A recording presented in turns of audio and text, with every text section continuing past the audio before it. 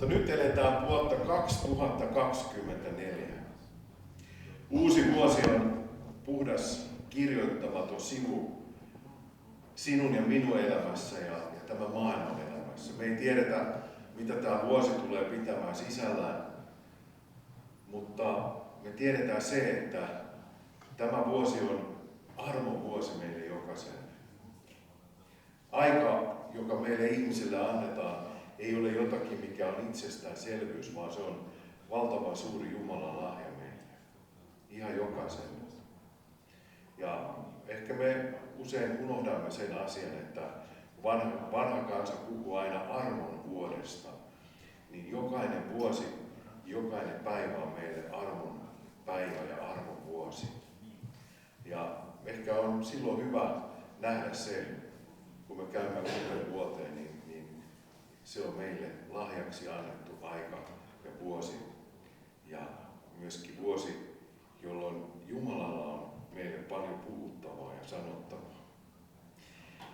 Yksi uuden vuoden teksteistä löytyy tuolta Vanhasta testamentista ja ajattelin vähän omaa puheenvuoroani sen ympärille tänään rakentaa. Nimittäin ensimmäisen Samuelin kirjan 7. luvun jakeessa 12 on seuraavanlainen sana.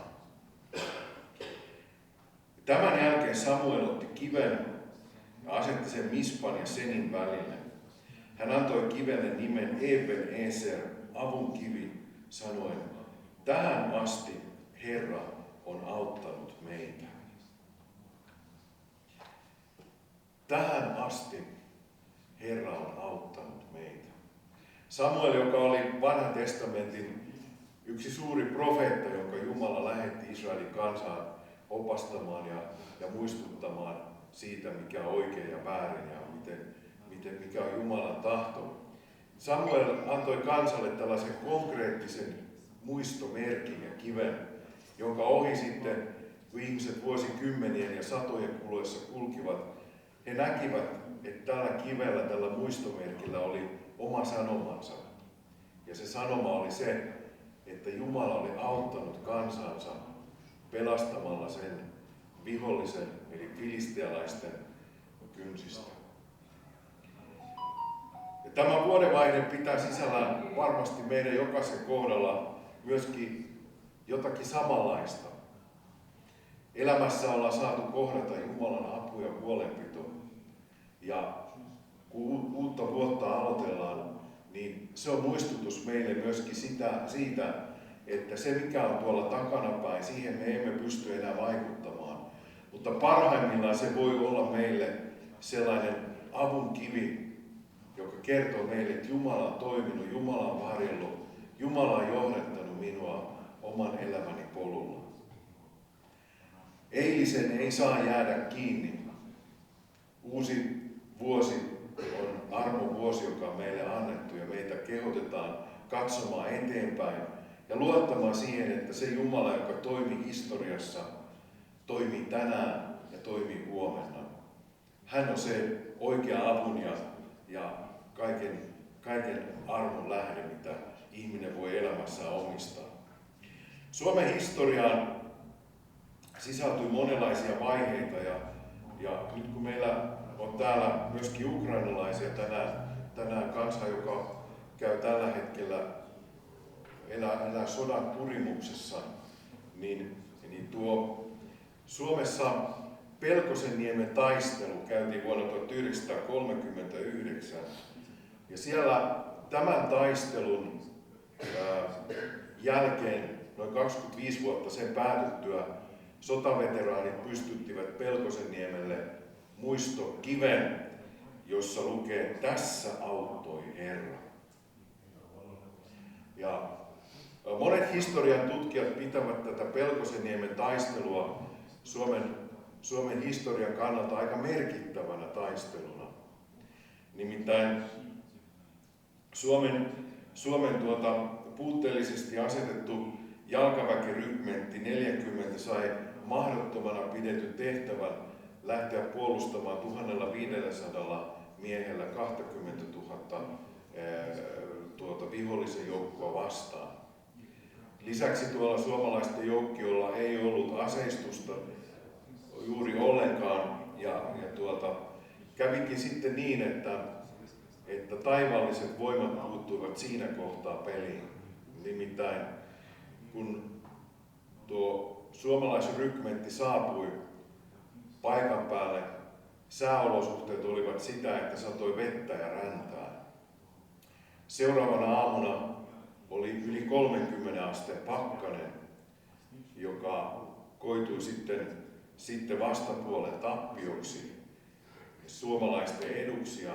Ja siitä taistelusta veteraanit kertoivat, että kaikkein merkillisin asia oli se, että kesken taistelujen yhtäkkiä kuului vihollisen puolelta kuorma-auton äänimerkki, eli semmoinen kuorma-auton äänimerkki, eli torvi alkoi soimaan yhtäkkiä, ja jälkeenpäin huomattiin, että kävi niin, että kuorma-auton kuljettaja vihollisen puolella sai luodin ja hän lyhistyi tuohon ratin päälle ja äänimerkki alkoi kuulumaan ja joukot tulkitsivat sen siten, että se oli perääntymiskäsky ja koko hyökkääjän osasto sitten perääntyi ja siinä saatiin merkittävä taisteluvoitto.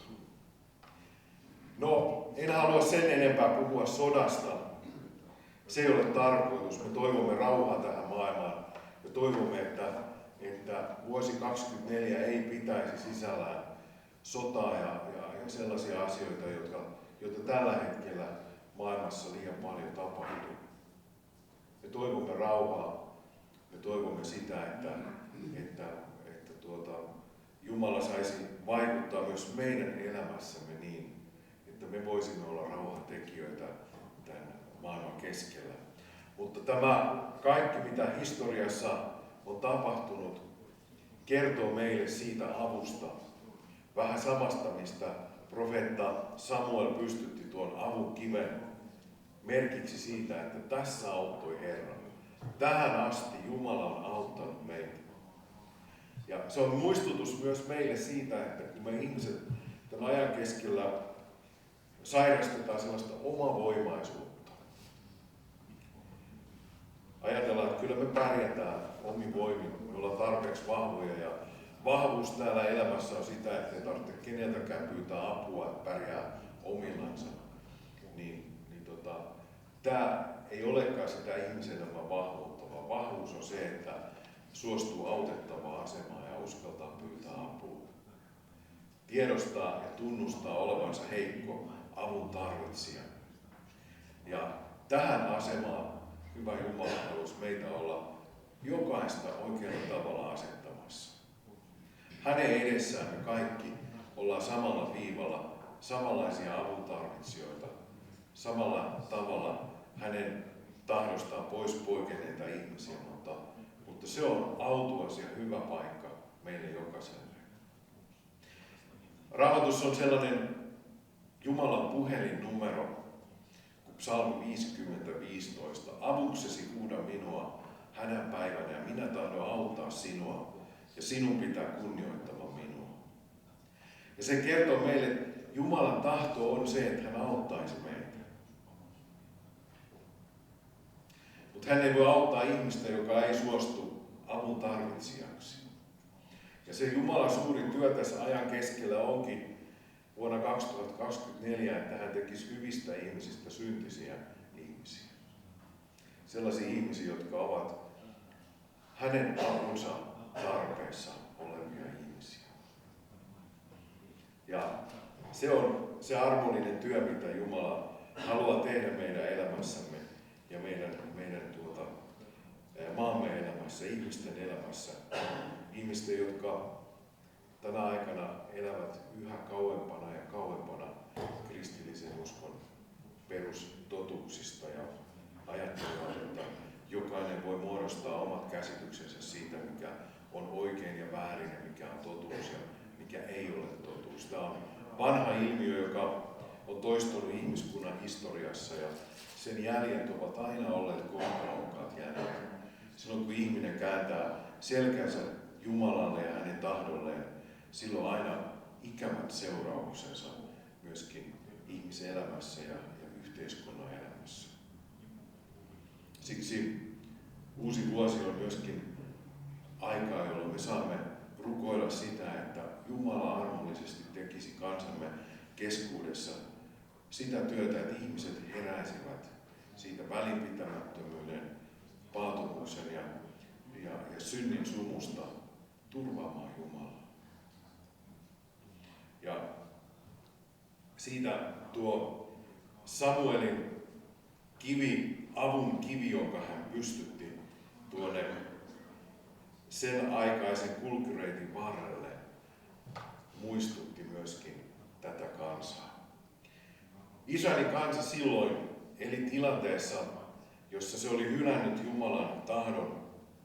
Ei luottanut Jumalaa, vaan se palvoi epäjumalia, Baalia ja Astartea kaiken muun hurskautensa keskellä. Eli siihen kansan hengelliseen elämään oli sekoittunut epäjumalan palvelusta. Ja aika tuttu ilmiö myöskin meidän aikamme keskellä. Moni ihminen pyrkii luomaan oman kuvansa Jumalasta, oman käsityksensä siitä, millainen hän on, ja ajattelee, että ei sillä nyt ole niin väliä,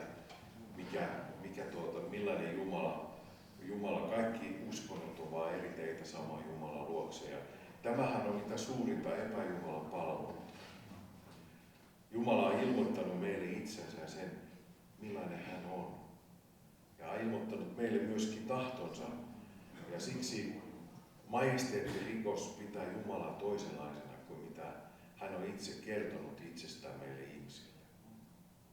Israelin kansa oli aikoinaan syyllistynyt siihen, että se otti vierailta kansoilta niiden omia jumalia ja sekoitti niiden palvontaa omaan hengelliseen elämäänsä. Ja meidän aikamme, jos mikään, on täynnä juuri tätä ilmiötä. Kristillisyyden nimissä saattaa kulkea vaikka minkälaista käsitystä ja uskomusta, johon sekoittuu sitten aineksia idän maailmasta aina sitten uushenkisyyteen ja sen erilaisiin ilmiöihin asti. Tämä oli asia, mistä Israelin kansa aikoinaan Samuelin johdolla teki parannusta. Sen lisäksi Israelin kansalla oli huonoja johtajia ja pappeja, kuten esimerkiksi Eelin pojat, josta Samuelin kirja kertoo, kuinka he käyttivät omaa valtaansa hyväkseen tuolla temppelissä. Siksi on tärkeää, että tämänkin ajan keskellä olisi hyviä johtajia sekä maallamme, kansallamme että seurakunnissa. Ei sellaisia johtajia, jotka johtavat ihmisiä harhaan, vaan johtajia, jotka ovat palvelijoita. Eivät asetu toisten yläpuolelle, vaan sellaisen aseman, mihin heidät on tarkoitettu opastamaan ihmisiä hyvän paimenen Kristuksen yhteyteen. Ei opettamaan ja puhumaan mitään sellaisia juttuja, jotka ovat ihmisen oman pään kuvitelmia ja käsityksiä, vaan sitä, mitä taivaallinen Isä haluaa puhua ihmiselle ja hänen omillensa.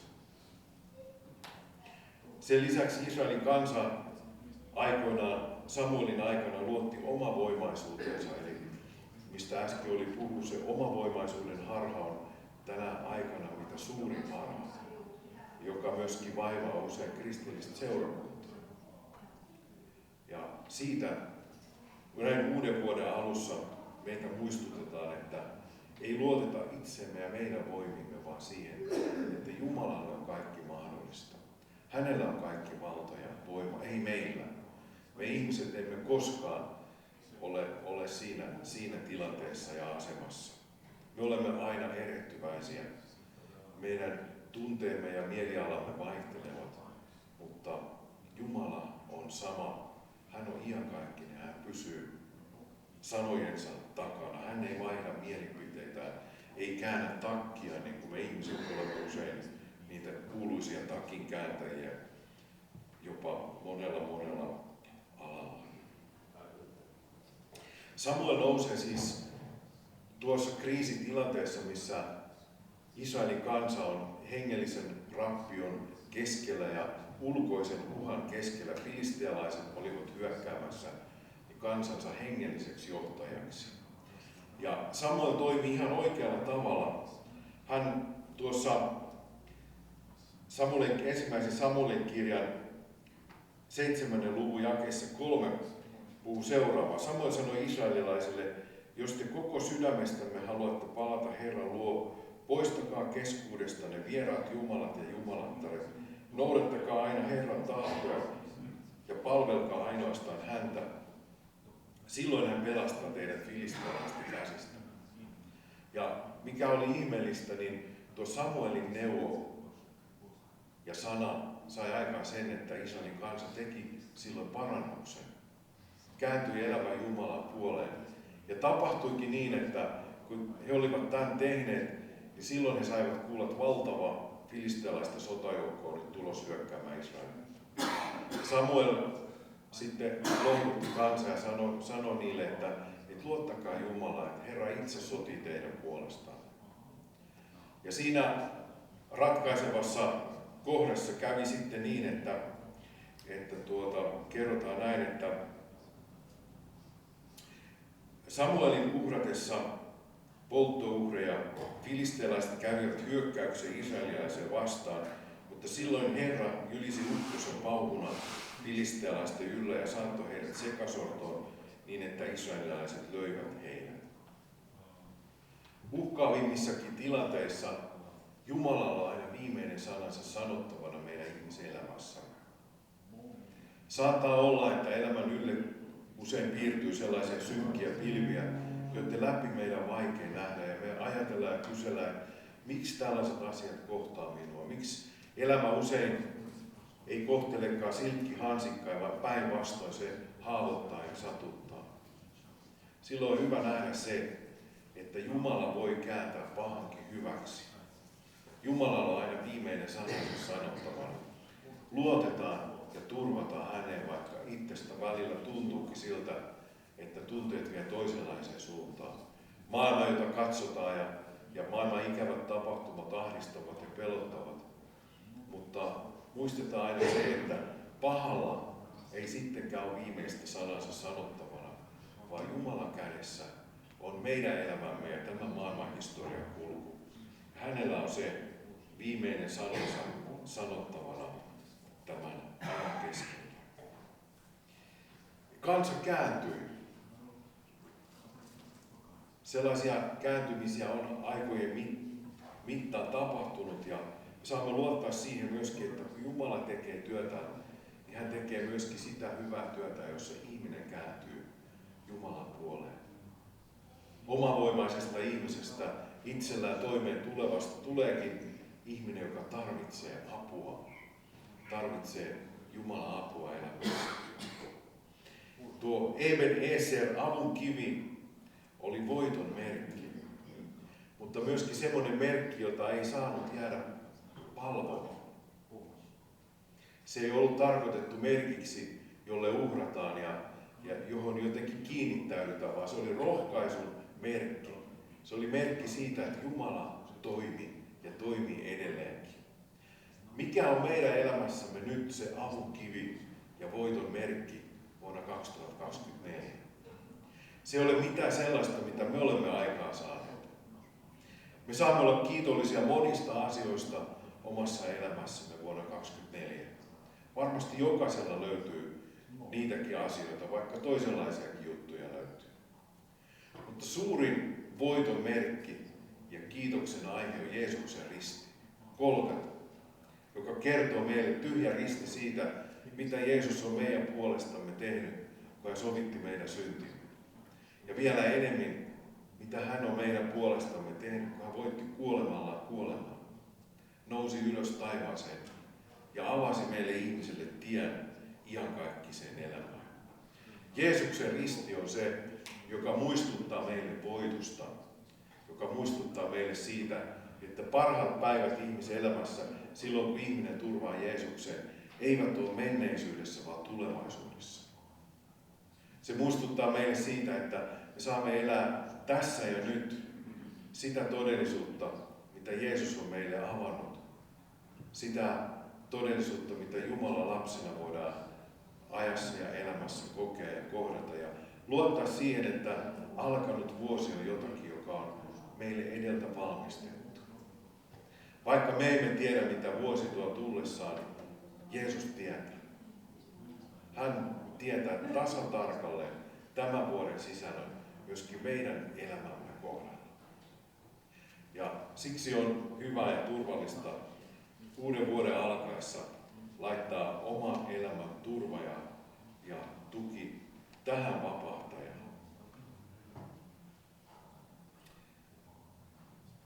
Uuden vuoden aihe kirkossa on Jeesuksen nimi. Ja mikä on parempi asia aloittaa uutta vuotta kuin se nähdä se, että siinä nimessä meillä ihmisillä jokaisella on syntien anteeksiantamus, elämä ja autuus.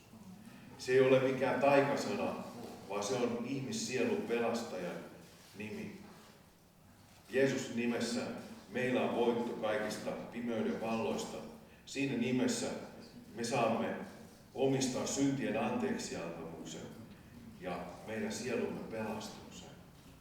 Se nimi on kallis ja pyhä, koska siinä nimessä meillä on iankaikkisen elämän todellisuus.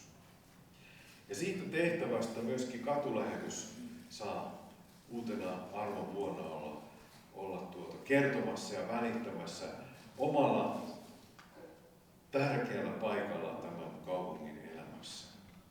Te saatte olla palvelemassa sillä diakonisella rakkaudella, mikä teille on annettu tehtäväksi tätä kaupunkia ja Jumalan valtakuntaa. Te saatte omalla tärkeällä paikallanne olla välittämässä sitä rakkautta, jota itse olette saaneet kohdata Jeesukselta kaikkiaan. Ja kertoa, että se rakkaus on elämää uudistava ja muuttava rakkaus. Rakkaus, joka on tarkoitettu jaettavaksi, ei piilotettavaksi jonnekin sydämen sopukoihin. Sitä tehtävää saatte olla hyvillä mielin toteuttamassa tämän kaupungin keskellä, tämän kaupungin elämässä. Älköön tämä auttamistyö koskaan nousko auttajan tärkeämmäksi. Usein kristillisellä kentällä työstä tulee auttaja tärkeämpi. Ja se on yksi ilmiö, mikä ei koskaan saisi toteutua myöskään minkään seurakunnan tai minkään järjestön elämässä. Tärkeintä on, että saamme olla palvelemassa vapahtajamme, palvelemassa hänen kauttaan toinen toistamme.